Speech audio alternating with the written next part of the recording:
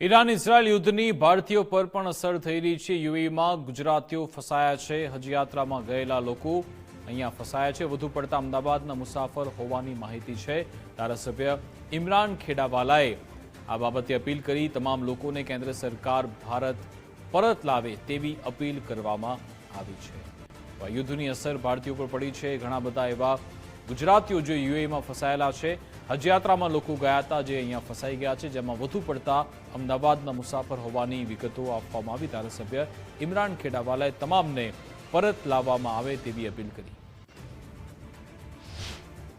आज मुझे जानकारी मिली है इस तरह से कि जिद्दा एयरपोर्ट पे अहमदाबाद शहर के और गुजरात के कई जो रमज़ान उम्रा के लिए गए थे वो तमाम यात्री एयरपोर्ट पे फंस गए हैं।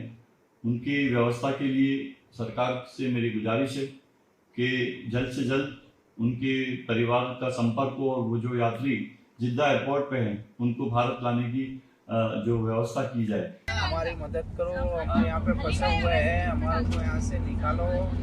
यहाँ पे कई घंटों से फंसे हुए हैं हम लोग, वापस हम लोग अजीजिया जा रहे हैं। हमारी मदद करो मोदी सरकार, यहाँ के वजीर आलम हमारी मदद करो।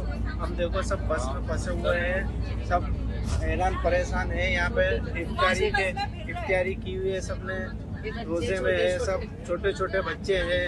ये देखिए छोटे छोटे बच्चे बीमार है, ये लोग हमारी मदद करो। हम लोग बहुत बुरी तरह फंसे हुए हैं।